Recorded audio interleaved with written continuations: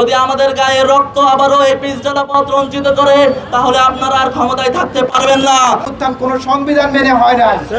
শেখ হাসিনাকে আমরা সংবিধান মেনে দেশ থেকে বিতাড়িত করি নাই, স্বাভাবিক জায়গা নিয়ে আসতে পেরেছি।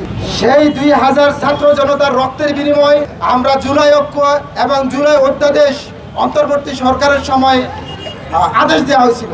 সেই আদেশটা বিএনপি সরকার কর্তৃক বাতিলের প্রতিবাদে আজকে আমাদের এই বিক্ষোভ উত্তর সংক্ষিপ্ত সমাবেশ। এই প্রজন্ম আবারও রাস্তায় নেমে আসবে, আবারও রক্ত দিয়ে সেই জুলাই সনদকে বাস্তবায়ন করবে। যদি আমাদের গায়ে রক্ত আবারও এই পিচ জ্বালা পথ রঞ্জিত করে, তাহলে আপনারা আর ক্ষমতায় থাকতে পারবেন না।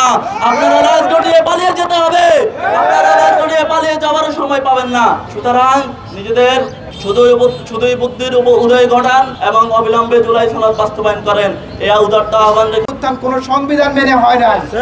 শেখ হাসিনাকে আমরা সংবিধান মেনে দেশ থেকে বিতাড়িত করি নাই। আমরা সংবিধান মেনে আপনাকে শিলং থেকে বাংলাদেশে নিয়ে আসি নাই।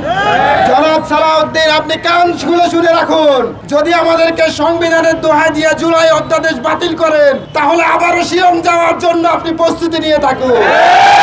এই জনতা আপনাকে জুলাই অধ্যাদেশ বাতিল করে শিলং পাঠাতে প্রস্তুত আছে। এই জনতা আবারও রক্ত দেওয়ার জন্য প্রস্তুত আছে।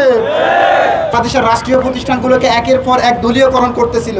তখন আমাদের সাবেক প্রধানমন্ত্রী বেগম খালেদা জিয়া শেখ হাসিনাকে উদ্দেশ্য করে বলছিল, আপনারা রাষ্ট্রীয় প্রতিষ্ঠানগুলোতে ক্রমাগতভাবে দলীয়করণ করার মাধ্যমে দেশের মানুষের ধৈর্যের পরীক্ষা নিচ্ছেন। যেদিন মানুষের ধৈর্যের বাঁধ ভেঙে যাবে, সেই দিন আপনারা পালাবার পথ পাবেন না।